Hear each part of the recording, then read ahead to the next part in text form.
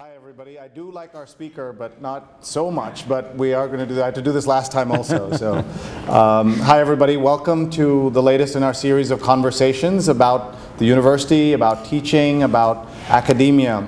And today we have a terrific speaker in Jeff Selingo, who I'll introduce in a second. As you know, there's a series of conversations that we're putting together with our friends at CCNMTL, who do a fabulous job not just hosting us in this beautiful library space, but also then capturing it and amplifying it for us. So I want to just point out Maurice Matisse, who's co-director of the center, and his colleagues, and thank them. So let's please do that, because if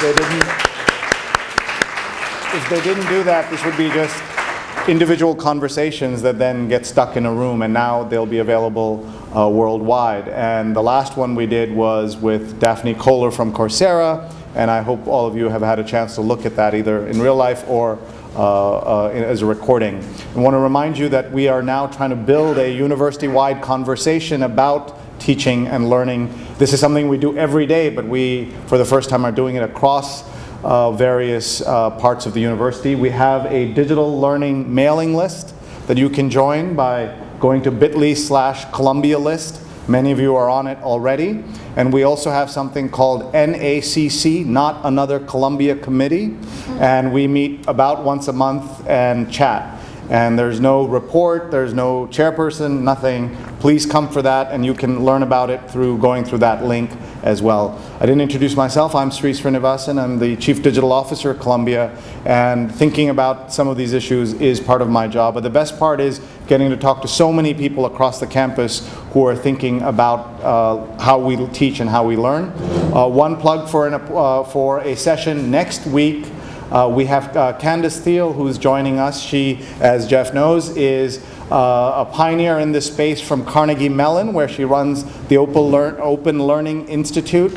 And next, on Wednesday, May 14th at 4 p.m., at 3 p.m., she'll be, no, sorry, one second, we're going to get that right, 4 p.m. 4 p.m. She's going to be speaking about her experience, and she's spending the day with us in multiple meetings with multiple stakeholders in the process of teaching and learning. So if you would like to go to any of those meetings and can't make the 3 p.m., let us know, and we'll connect you with Candace. She's been very generous, as is Jeff, to spend the day with us. This morning, many of you heard Jeff on the radio on Morning Edition, and this is just a part of that conversation that he's going to continue. We're going to use the hashtag #CUSelingo so that he can go back and kind of read everything you've said about him. Let me just tell you a couple of things. You've seen the bio already, but I want to read some very generous praise for the book from the president of Cornell, who had some very nice things to say about him and the work that he has done as a teacher. Now, let me pull it up here. He said he's one of the most, and this is David Scorton, who says, Jeff is one of the most respected observers of American higher education in College Unbound, that book that I hope you will all buy. He says that Jeff shares his in-depth observations of colleges and the environment in which we function. Not all will agree with his observations, conclusions, predictions, and recommendations, but all will gain from listening to him. And how you can listen to him, in addition to today and the book, is that he's one of the folks who's labeled a thought leader on LinkedIn. And he posts on a regular basis. His recent posts include things about job prospects for college grads, what is college, what is the future of college, and he said students should take more risks in college, and I think you'd say administrators should take more risks, teachers shouldn't take more risks. So please look at all the work that he's pulled together at jeffselingo.com, and his Twitter handle, as you can see there, is @jselingo. So please welcome Jeff. Thank you, Sean. So it's great to be here, and I thank you for the invite, and thank you for coming in a very busy week, I understand. So I always start with a confession when I'm speaking on college campuses. I've covered higher education for 16 years at the Chronicle of Higher Education, but I have never worked on a college campus. So my observations today come from 16 years of covering higher education in various ways for the Chronicle of Higher Education, both as a reporter, as the top editor for 4 years, and in the last year and a half as editor at large, where I've researched the book that came out yesterday. So I know some people sometimes take some of my thoughts with a little skeptical because of that, but I do want to make that confession up front. So let me tell you a little bit about how I got interested in this subject. I was editor of the Chronicle about a year and a half ago when I was invited up to Harvard Business School, and Clay Christensen was putting on a session there because he was coming out with his book on disrupting innovation. And there were about 50 of us in the room, and some of the things that I heard that day, everything from massively online open courses to different types of education and how it would be delivered in the future, in some ways frightened me, and in other ways fascinated me. So I came back to the Chronicle, and I knew that this was not what we were covering in the newspaper I was editing. And I told my boss, I said, I want to go out and kind of see if this is truly the future of higher education. And that's what I've done over the last year and a half. Little did I know that all the forces that were starting to bear down on higher education during that time would kind of converge in the last year and a half, and I think we've seen that. And I'll talk a little bit about that today. So what I want to do today, my goal is to lay out kind of the forces converging on higher ed, kind of why now, what's the problem now. I'll talk a little bit about the ecosystem that I think is emerging and what that means for traditional residential undergraduate colleges. And then I'll end a little bit with a discussion about value in higher education, because we're hearing a lot about that, kind of the whole return on investment argument. And then I'll take, we'll have some time for questions and answers, and more than willing to stay to sign the book as well. So, you know, I've been in the last year and a half to a lot of conferences on the future of higher ed. There seems to be about one a week. And some of what you hear about the future is somewhat unbelievable. How many of you remember the 60s cartoon, the Jetsons? Most of you probably do.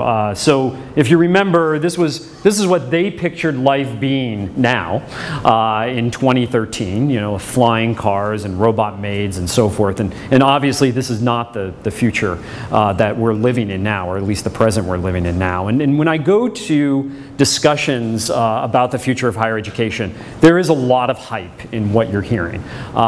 You know, that online colleges are going to take over for residential colleges. 50%, most recent prediction, 50% of colleges are going to go out of business. And you hear over and over these predictions about the future. I think some of it is reality, but most of it right now is hype. And most of the people, including me, do not necessarily know where this is going. But what I hope today is to outline where, based on the students and folks that I've met over the last year and a half, where I think we possibly could end up in the next 10 or 20 years. So the question I get a lot is, why now? What happened in the last couple of years to put all of this pressure on higher education? And I trace a lot of this back to September 15th, 2008, when Lehman Brothers filed for the largest bankruptcy in US history. And that was really kind of the crash of the current economy, as you know. And what happened at that point, in terms of from the college's perspective, is that parents and students no longer had home equity to pay for college like they did back in the last decade, when they basically used their home as an ATM to pay for college. At the same time, states were really starting to get squeezed. So 39 states now spend less on higher education today than they did 4 years ago. And this is in some ways a very undercovered story in American higher education, because 80% of American students go to public colleges. And on top of that, obviously, we were starting to see federal deficits for as far as the eye can see. And so you combine these three forces together, and what ends up happening is that more students now are paying college out of their own pocket. That means some literally paying more cash out of their pocket, thus having to work more, or having to take on more in student loans. But the fact of the matter is that there's less cash being paid for them on behalf of their parents paying on behalf of the students, or by states or the federal government. And to me, this is now the changing paradigm in higher ed, and this is why we're seeing all of these discussions about the value of higher education. Because as we pay more out of pocket, students and parents are now starting to ask increasingly what they're getting for in return. Colleges, of course, have been getting smart about this, and they've been trying to control cost, it seems, since the beginning of time. In research for my book, I was going back through decades of the Chronicle, and it seems like college costs are always an issue, and obviously they've been an issue for the last couple of years. But part of the problem here is actually, it's not the college's fault all the time. And what we're seeing here is that college costs continue to rise, although they're rising at a less of a level than they were a couple of years ago. But the bigger issue now is that income in the US is kind of stagnant and in some ways falling. And so back in 2001, it took the median family income, about less than 25% of the median family income to pay median tuition in the US. 10 years later, it takes almost 40% to pay median tuition. Median tuition hasn't gone up that much. What's happened is that family income is actually dropping. So while colleges are trying to control their costs, trying to control their prices, in some ways, this is a little bit out of their control because of the macro issues facing the larger economy. This is a big issue for a lot of parents out there. I've been thinking a lot about this. I have a 3.5-year-old and a 1.5-year-old at home. So I've been trying to figure out how much to put away for their college. And when I was preparing for the book, I started to figure out how much it would cost to send them to college.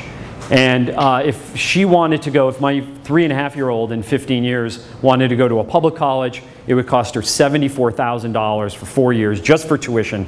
And if she wanted to go to a place like Columbia in 15 years, it would cost $214,000 for 4 years, and that's just tuition. Doesn't include room and board and living expenses. And so really what's happening here is that college costs are increasing at the same time that family income is either stagnant or falling.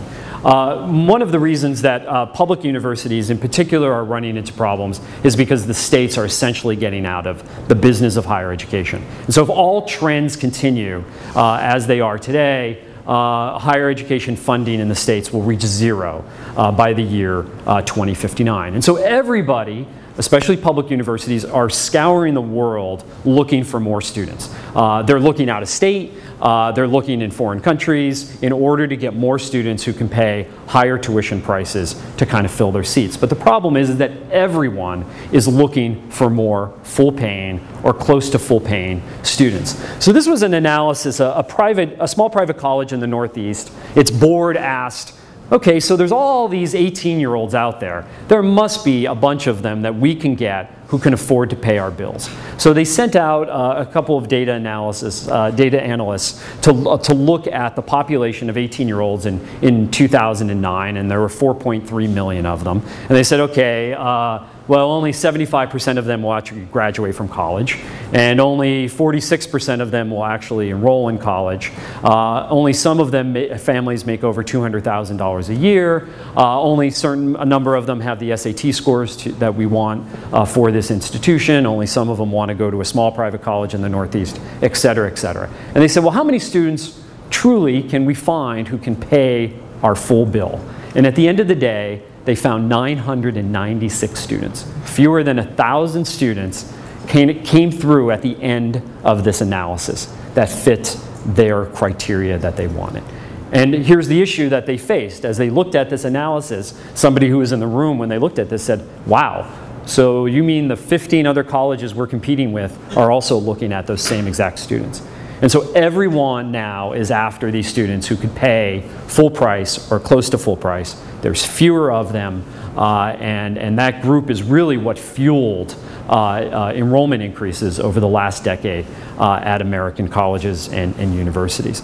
The other thing I've come to realize as I was researching the book and I asked people, well, what do we mean by higher education or post-secondary education in this country? And I've come to realize that in the 40s and the 50s, the 60s and the 70s, really through the end of the Cold War, we all kind of had a common definition of what we wanted higher education in this country to solve and to do. And obviously it was really about educating high school graduates. Right after high school, it was about research. And today now, we don't really necessarily have a common definition of what we mean by higher education. So these are just some of the players that have come on the scene in the last couple of years. So we have Saul Khan, who started the Khan Academy, who now has 4 million views of his lessons every month. And what was really telling to me, and I have this anecdote in the book, he spoke at the American Council on Education meeting a couple of years ago, and many of you probably know American Council on Education represents college presidents across the United States. And Saul Khan had just been on 60 Minutes the night before. He had given his TED Talk. He got up in the front of this room of college presidents and he said, so how many of you haven't heard of the Khan Academy? And about 1/5 of hands went up in the room. So here was a man who was reaching many more students than these presidents, their institutions were reaching, and many of them in the room, now this is obviously a couple of years ago, but still he was pretty well known by then, had never heard of the Khan Academy.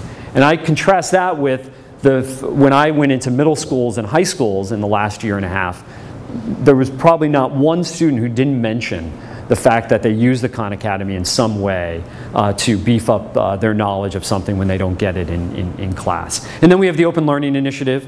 As Sree said, that Candace Thiel will be here. Open Learning Initiative now has designed more than 24 courses out of Carnegie Mellon, spending about $500,000 to build each course, 8 or 9 months. I sat in with Candace in watching her design some of these courses where they have a team of learning scientists, professors, and data scientists who are building these courses. We have Western Governors University, which is growing by 40% a year based on competencies. So this is the idea that you earn credit based on what you know, not how much time you spend in a seat, which is how we base most learning now. They're growing at 40% a year.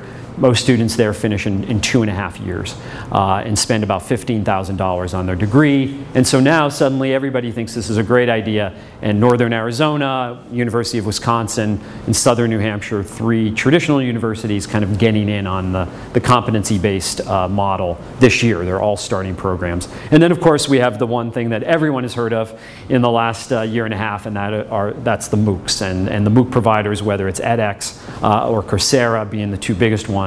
And Coursera, something that didn't even exist about a year ago, today has more than 30 university partners, more than 200 courses, and more than 2 million students have taken its courses.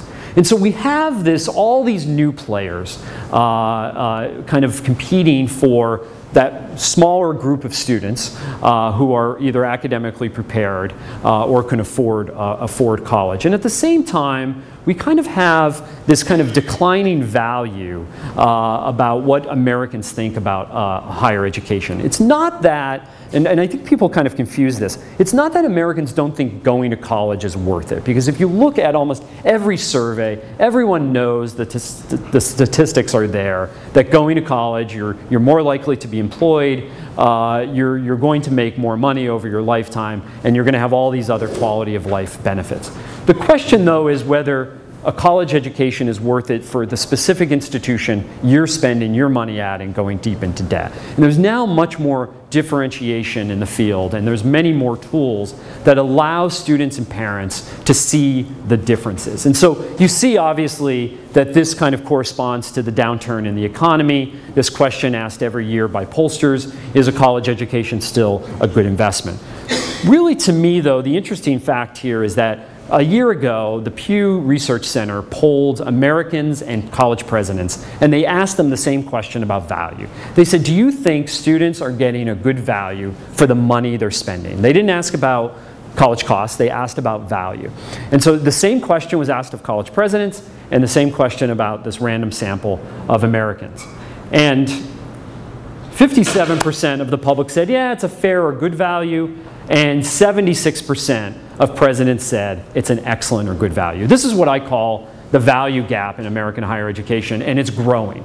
And until, in some ways, that presidents recognize that the public that they are recruiting and want to enroll does have this issue with what they're getting for the money that they're spending, and that they don't quite understand what the value of a particular institution is, I think that American higher education is really going to have some problems in the near future. And so this is the value gap that's been increasing, and that I think needs to be closed. And why do we still have this? Why do presidents still believe this? One of the things I've noticed when I was doing my travels, especially in the last year and a half, is that we tend to talk a lot about the diversity of American higher education, and how we have 2-year colleges and 4-year colleges, and we have colleges in every corner of this country, rural and urban, and they serve different types of students. But at the end of the day, I came to realize that colleges look very much alike in some ways. We all start in September, we end in December for that first semester, end in May for graduation.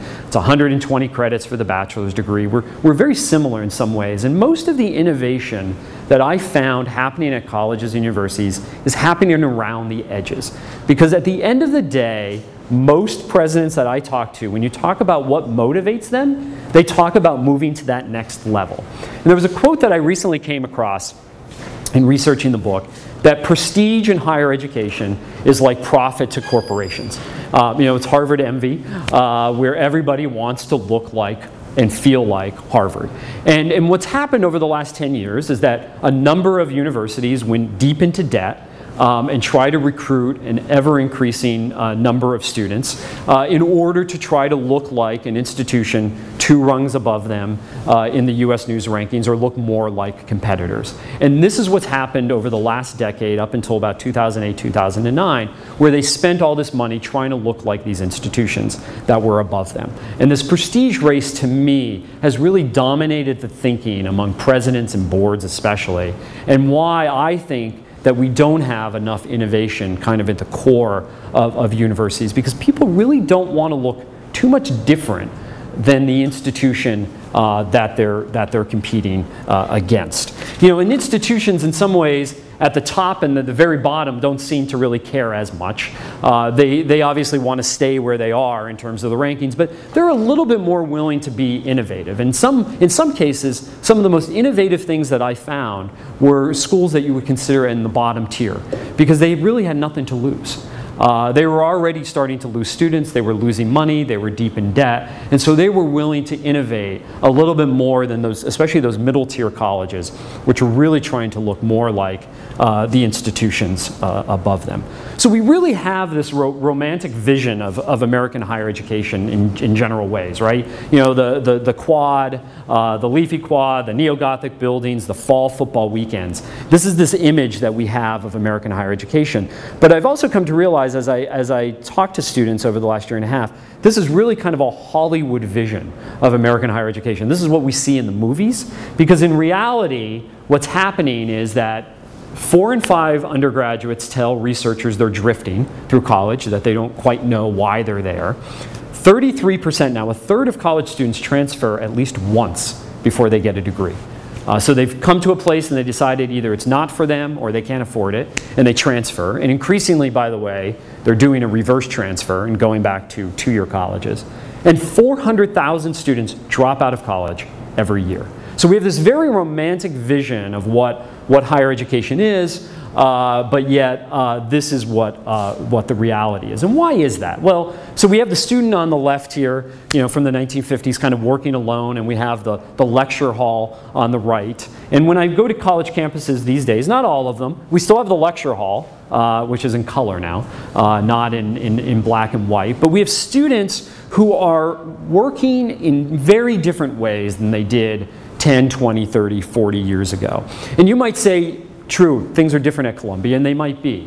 But when you go, again, especially to large publics, universities, which educate the majority of American students, this is what you see on the left.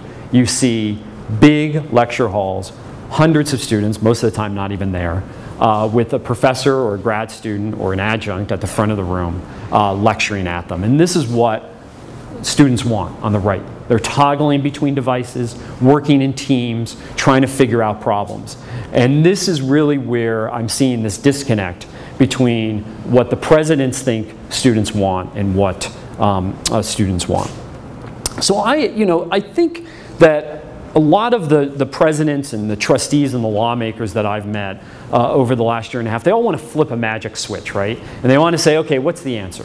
What's that silver bullet that's going to solve this problem? And there really is none, right? There really is no one solution to fixing the issues right now in higher education. And I really think part of that is because there's no one student that we're trying to design higher education for. You've heard the statistics, only a third of students now on college campuses are traditional undergraduates, or what we used to think of traditional undergraduates, 18 to 24. Most are older students, returning adults, but yet we still try to design a system that's kind of one size fits all for all students. And so what I see the future being is developing an ecosystem that moves from this one size fits all system to more of an a la carte system, where students are more easily able to move around between institutions and kind of pick and choose their experiences based on their needs. And so I met a bunch of students through my research over the last year and a half, and this is just a sample of some of the students in the book.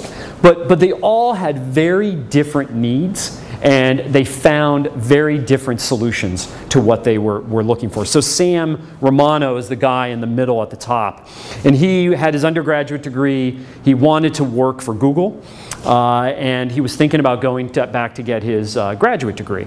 And he was about to apply to get his graduate degree when he saw notice of a class that was going to be taught by Sebastian Thrun and Peter Norvig at Stanford, an artificial intelligence class. And so he said, wow, these two guys have really good connections at Google because they both work for Google. I'm going to take this class. And he was one of the students who signed up for a class that in the fall of 2011 attracted 160,000 students from 190 countries. And was kind of really, along with Daphne and Andrew Ng's class that fall, were kind of really the beginning of this movement on massively open online courses. Well, Sam was one of the students at the end of the course who had a perfect score. He actually set up a study group at his workplace. He was in Florida. He set up a study group with coworkers who were also taking the class. So he was one of the students at the end of the semester who got a note from Peter Norvig and Sebastian Thrun asking for his resume.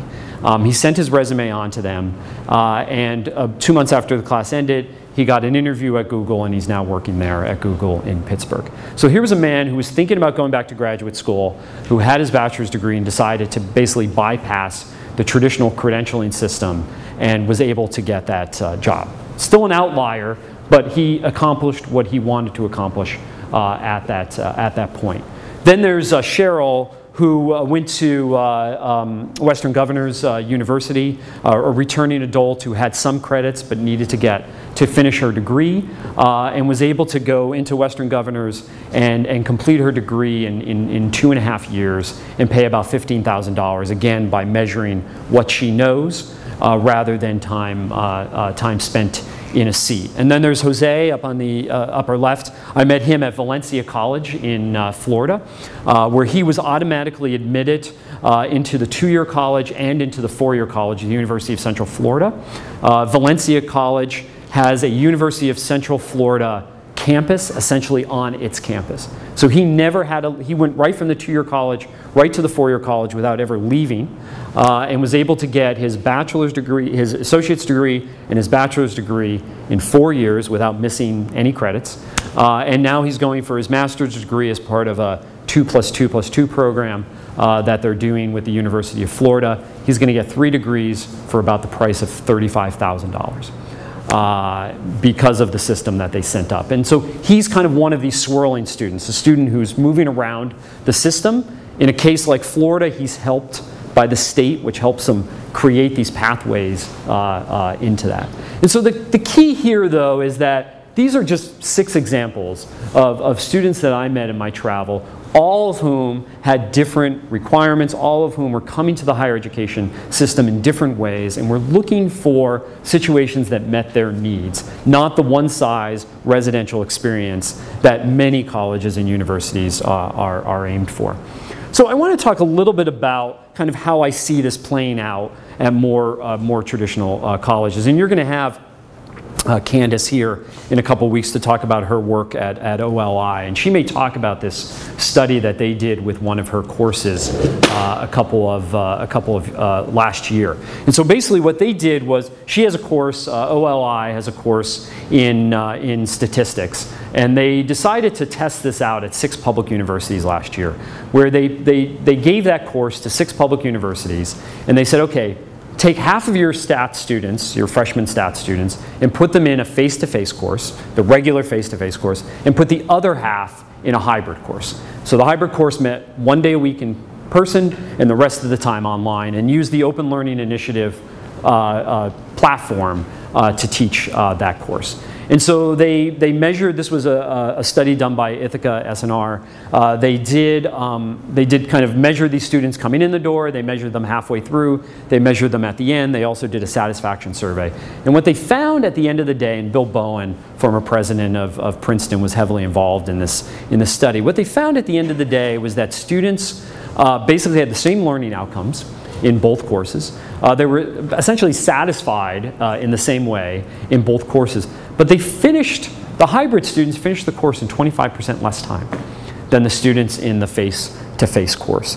And so Bill Bowen was really talking about the idea of how this can really kind of reimagine the academic calendar in so many ways, and how it could personalize the experience with students. And especially using content built by somebody else, but obviously then proctored and taught by and used by professors at a traditional university. It's similar with the edX experience that has been written a lot about in the last week at San Jose State University in California. So last year they used the circuits course from edX that was developed by edX, and the students in that course normally had to repeat the course. 40% of the students had to repeat that course every semester at San Jose State.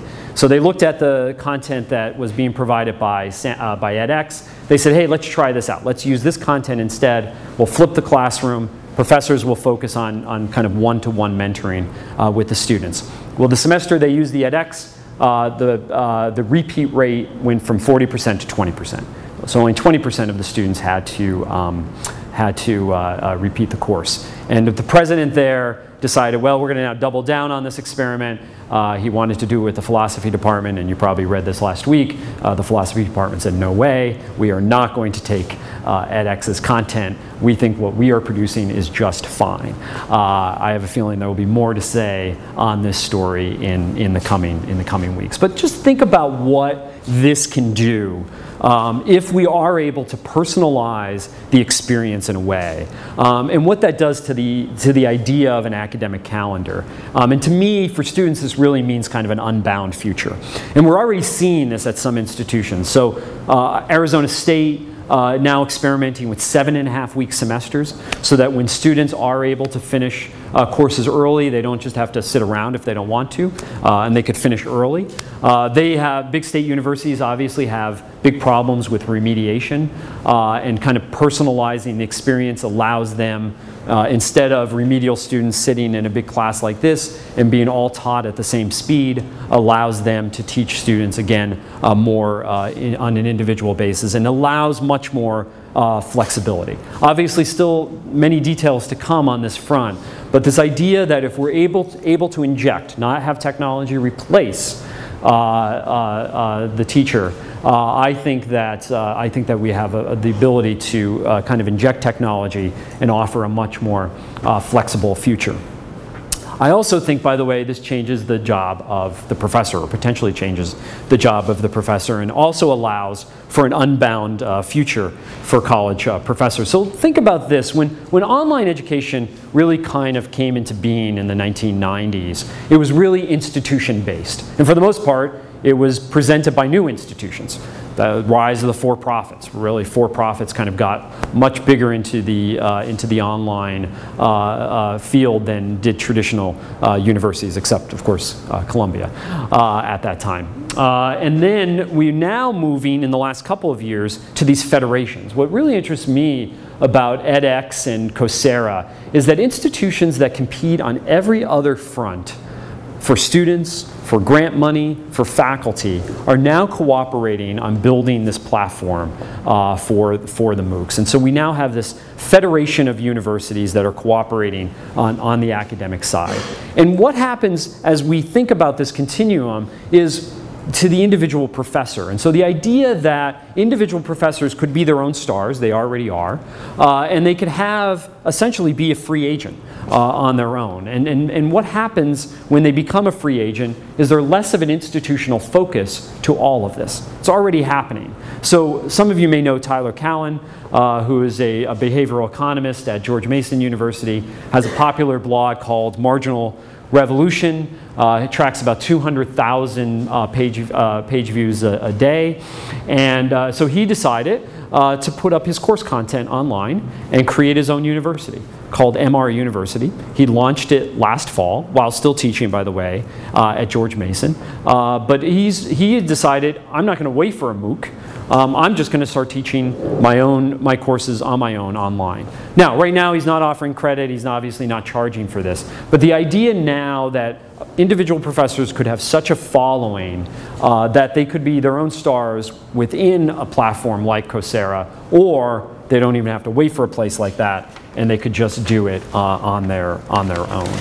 So, you know, there was this quote that I recently found from a vice president at Amazon that talked about the only really necessary people in the publishing process now are the writer and the reader, and everyone stands between those two, has both risk and opportunity. And if we take that quote and think about what that means for higher education, because we've seen other industries that are kind of centered on content, whether it's publishing, newspapers, or music, kind of go through this disruption over the last 10 years, where kind of the middleman was kind of taken out of the picture. And what happens to the institution if the professor and the student are the most important piece of that process? What happens to the person in the middle, that being the institution? So what happens to the campus experience? In some ways, I think this gives traditional residential undergraduate campuses a chance to re-exert what is really valuable about the face-to-face experience.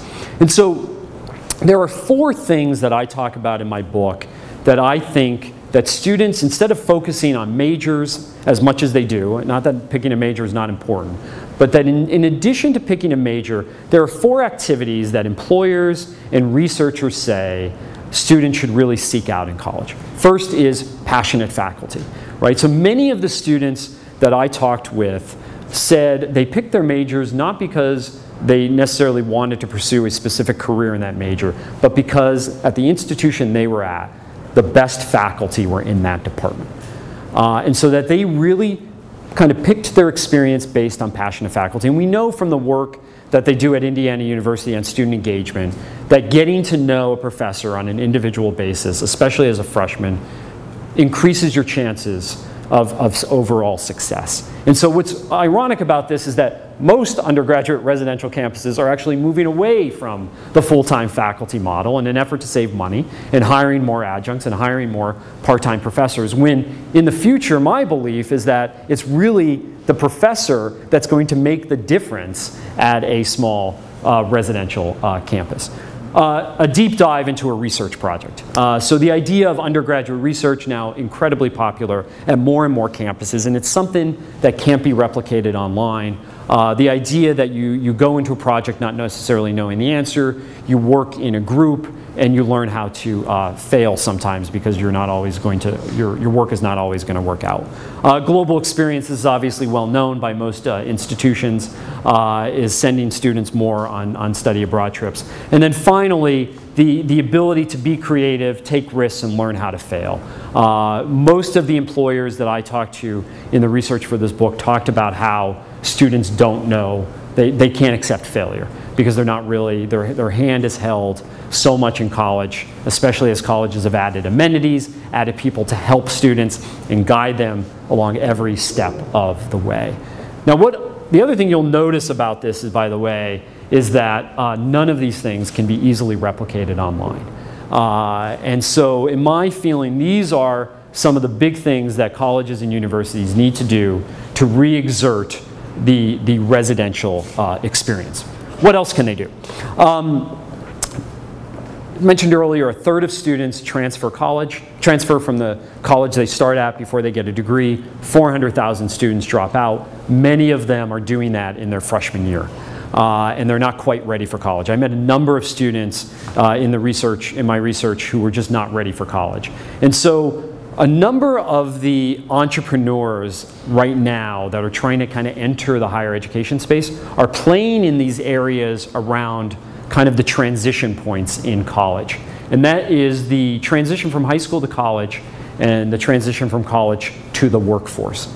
And there's things like Institute, which is actually based here in New York, where they set up internships and apprenticeships for students and then build a curriculum around it. So this idea that students might not be ready for college at 18, but is giving students real work experience while they build a curriculum around it. And then there's things at the end of college. Everybody knows about Teach for America, but there's also now Venture for America, which is modeled after Teach for America, which places students in startups for 2 years after college and kind of helps them launch them into their career. This is where entrepreneurs are trying to figure out, how can we enter this space at these transition points? And again, I'm not quite sure why colleges shouldn't be designing these experiences. I don't think they should be giving this up to entrepreneurs who are also going to try to, by the way, to make a buck off of this as well. And I think that colleges could kind of redesign the experiences going into the freshman year and coming out of the senior year. And why is this important? Because it goes back to this issue, and this is where I want to end today, on value. And because if you don't define the value of your undergraduate or your graduate education, somebody else will. So you probably remember a couple months ago in the State of the Union, President Obama talking about this tool that the administration was going to put out the next day called the College Scorecard, which allows you one simple criteria: where to get the most bang for your educational buck. So that's what they did the next day. This is a screenshot of the College Scorecard. It allows you to look at various measures to compare colleges. Everything from graduation rates to how much you'll actually pay. They're not the only ones doing it. The Chronicle of Higher Education just launched a new tool last week called College Reality Check, which allows you to compare colleges based on earnings, based on debt you'll take on, based on default rates and graduation rates, and kind of puts all this financial fit information all in one place. Some colleges are doing it on their own. This comes from St. Olaf College. And actually the small liberal arts colleges, I think, are doing a great job at trying to prove their value because they feel under great attack right now. So St. Olaf College has put together one of the most comprehensive databases. You could go in there and you could say, okay, where did all the English majors from last year's class go? And you could find out not only what their major was, but what career field they're working at, even what company they're working at. So returning to this quote about the really necessary people, and everyone who stands between those two, and again, that being the institution, has both risk and opportunity. And this is where I want to end today, talking about the risks and opportunities for colleges and universities. So what are some of the biggest risks that traditional residential colleges face right now? One is the commodity course. So this is the intro level courses that I've seen at way too many especially big public universities, stuff a couple hundred people in a course, use the same textbooks that are used at 6 other universities. Most of the students don't show up. Professor at the front of the class lecturing at them, and obviously sometimes not even taught by a full-time professor. Obviously, most colleges teach those courses to subsidize the upper division stuff. So there's this big game of cross subsidies. Many colleges have large graduate programs in order to provide the labor for those commodity courses. So if those commodity courses potentially go away, what happens to the graduate programs that really are created at some of these colleges, not all, to support those?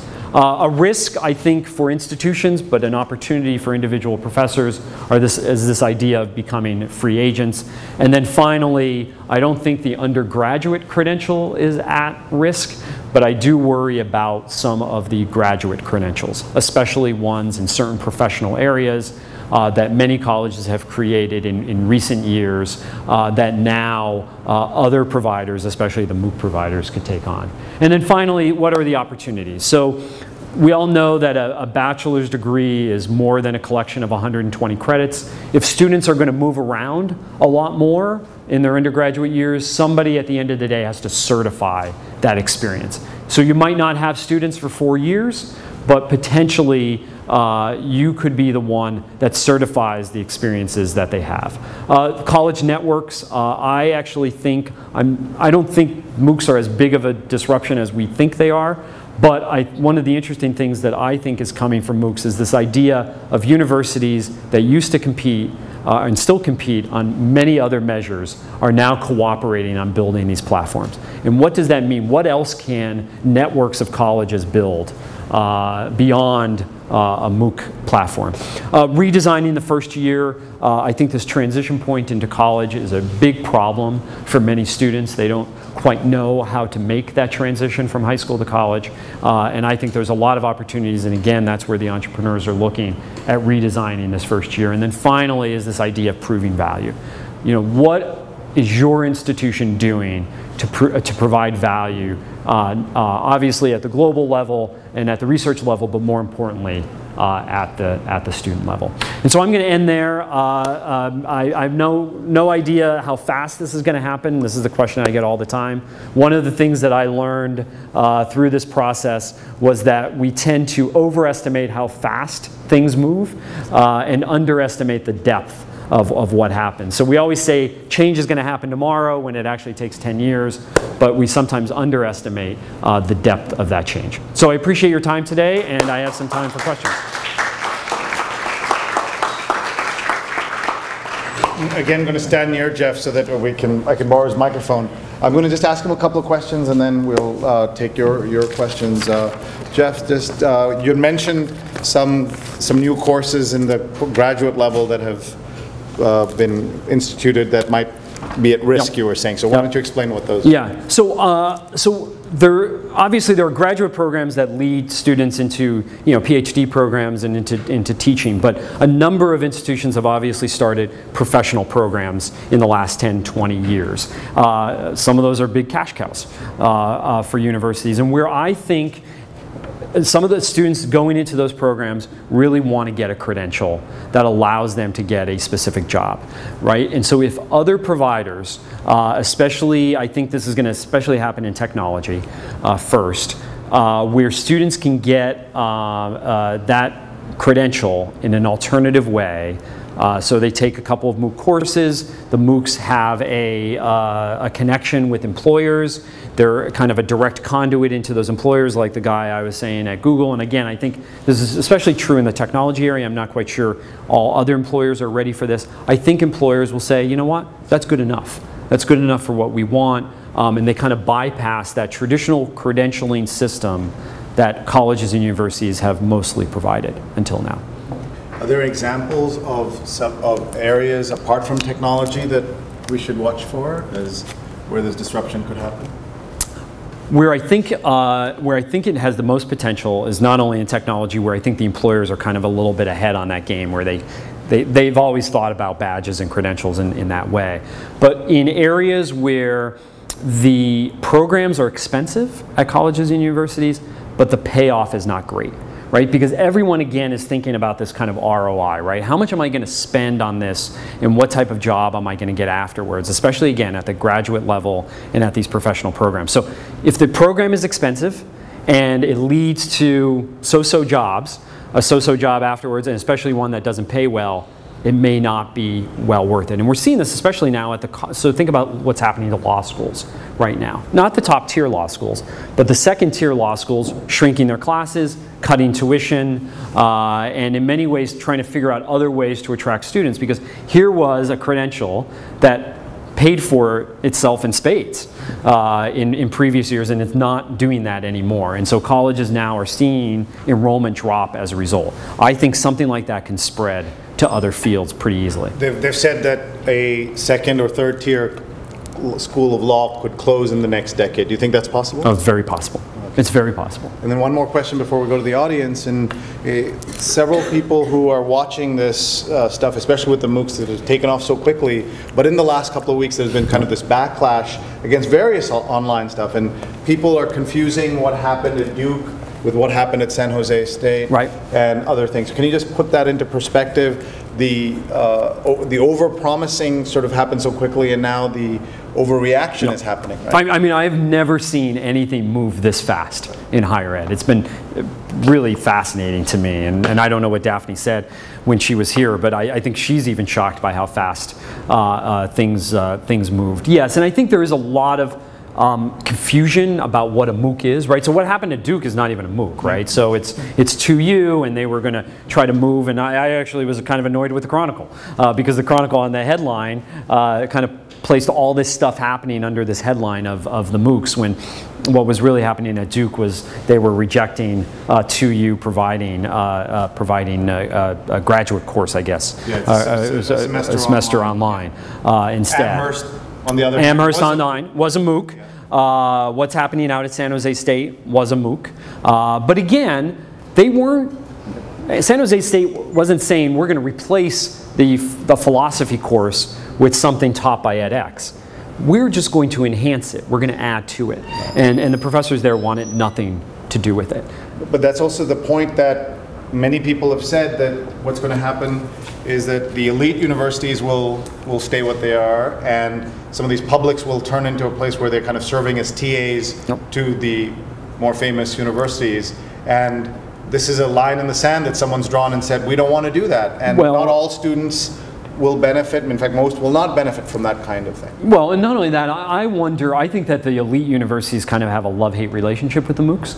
So, so a couple of months ago, the American Council on Education said it was going to award credit for 4 Coursera courses, including one taught at Duke. And so I called up the Duke registrar and I said, okay, so what if a Duke student, an undergraduate enrolled at Duke, decides not to take the course that he or she is paying for, but decides to take the free MOOC, pays $35 to Coursera to get it certified, then ACE will certify and say, okay, you're eligible for credit, and then they show up at the registrar's office at Duke and they say, okay, I want credit for this now. I said, what would you do? And they said, well, we wouldn't give them credit. And I said, well, why? It's a Duke professor teaching Duke content to a Duke student. It's good enough for everybody else, and it's good enough for certification, but it's not good enough for them because, well, it's not our course. So I said, but yes, it is your course, right? It's your professor. They're not getting the money is what the issue is. Okay, so let's go get some audience questions. So, not all MOOCs are the same, and what's interesting about the San Jose case is that it deals with a very particular kind of content, which is a pre-MOOC. I mean, it was Michael Sandel's master's course. It was not produced for Coursera and edX, but as a partnership with PBS and WGBH, very lavish production values of the kind that very few online courses are ever going to have. And I'd say a business model that is unsustainable by any measure unless you're going to kind of recreate PBS, which has its own sustainability issues.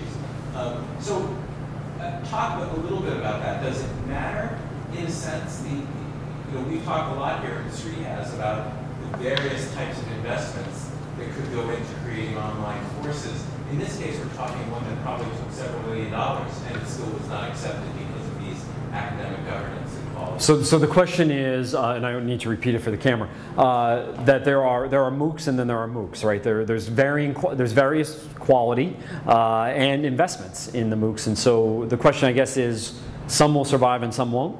Well, I guess the question is, in the case where you have the highest level investment, and yet it's still Not good enough. To confront these very legitimate issues. So what happens to the other faculties? I mean, so how is that all?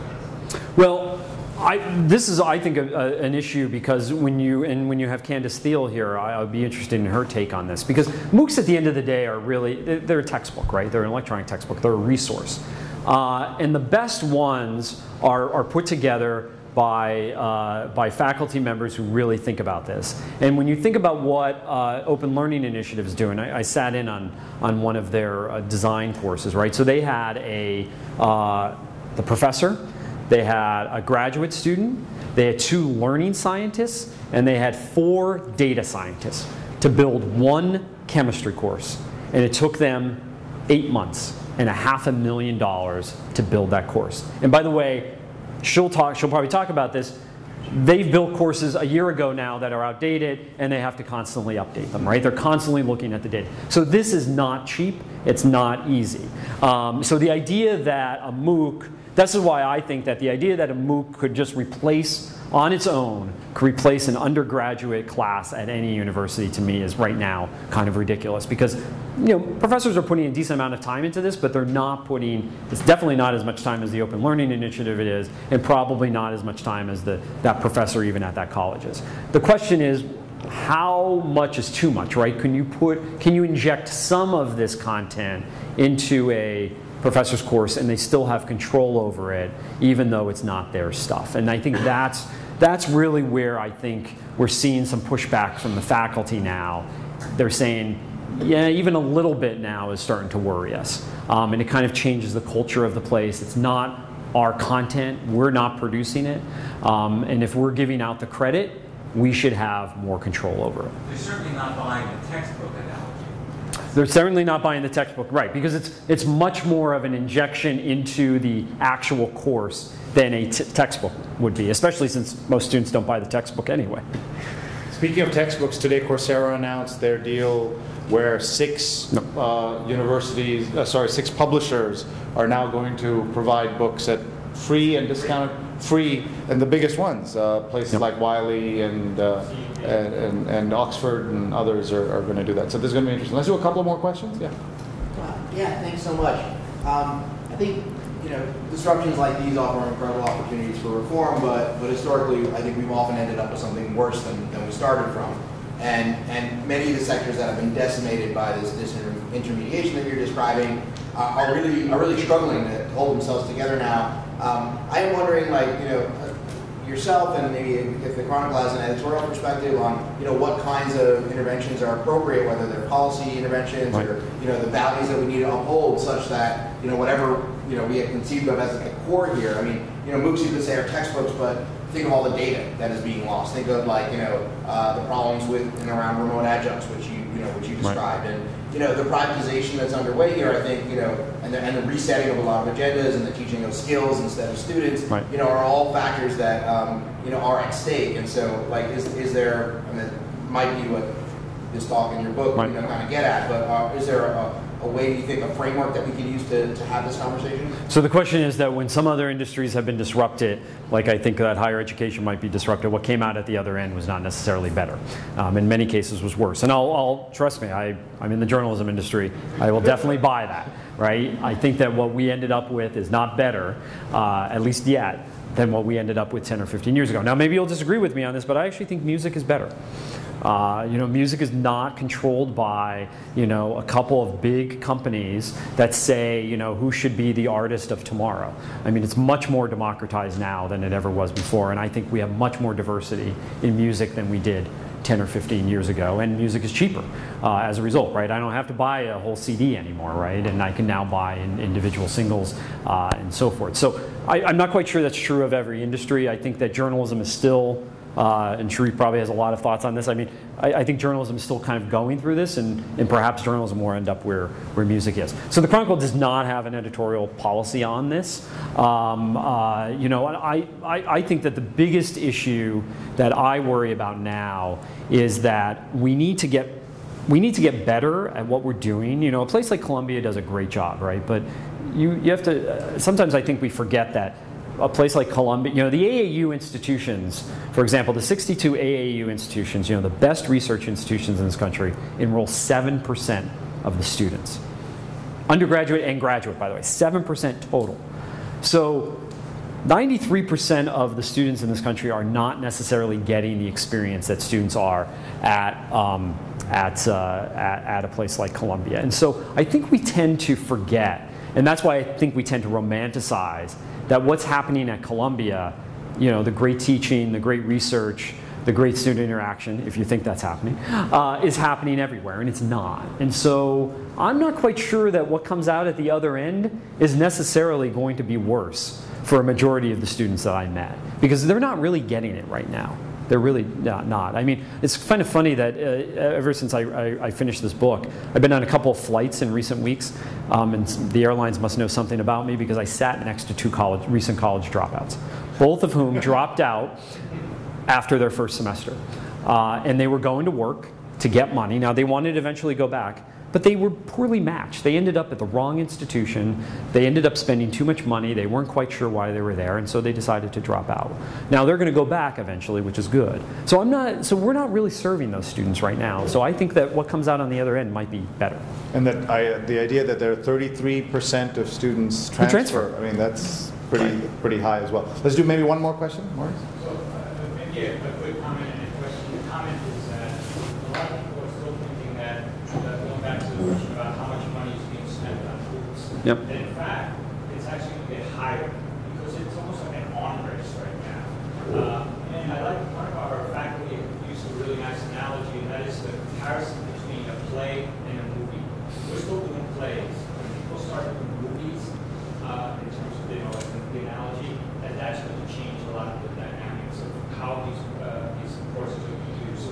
And I think it will continue to get more expensive. People will spend more money. You see that Coursera partners, how many schools wanted to even invest more into the making of the moves? They looked at first step. Well, because they're afraid they're missing out on something.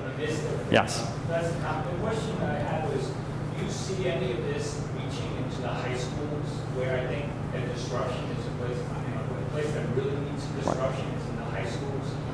Is that a place where some of this So the question is whether disruption will move into the high school and whether and on MOOCs. I don't pledge to be an expert on K-12 education, so I don't want to go too far into that area. But where I see MOOCs especially potentially serving there is AP, right? It's kind of this idea of alternatives to AP, but also, and I know one AAU institution already thinking about this, using it in the admissions process. So you now have potentially another data point. If you could get your applicants to take one or two of your MOOCs or other MOOCs that you approve, you could get a sense of what they're able to do in those courses by doing that. The one other thing I will say about MOOCs and why I think some institutions are willing to spend even more money to get in on them is the data they're collecting on student learning. You know, just imagine all the students that are taking these courses and the amount of back-end data that they're collecting on student learning. And again, I hope that Candace Steele will talk about this when she was here, because the data science, it's amazing to me how every single move that a student makes in an open learning initiative course, they're able to track, and how they're able to improve the course by that. So I think that many of these universities and the people running Coursera, just think about the impetus for this really started in a computer science department at Stanford among people interested in artificial intelligence. So think about all the data that they would love to collect and how they would like to change education. I think about high schools, it's not just maybe happening, it's going to happen that students are going to put that on their resume that I took this class. It's a way, so even if the universities aren't looking at it, the students are going to drive that. I've been in conversation with high school juniors who are now planning their, as part of their thinking for application, are going to do that. The flip side for universities is that also then becomes a marketing opportunity where they'll get to see what kind of, get their name out there, and students will take that. So I think that's going to have a big impact. I want to just thank Jeff for coming out and spending some time with us. Thank you. And we hope you'll come up and say hello and buy the book if you haven't already gotten it downloaded. How much are we selling it for? How much? 20. $20. So Okay. that's $6 off. I think this makes a great gift for someone who you think needs to hear the message that things are changing. So please come up. He'll sign it for you. And then we're getting the video available. We'll make it available to everybody. So please make everyone watch this. And thank you again, Jeff. Thank you. No problem. Thanks.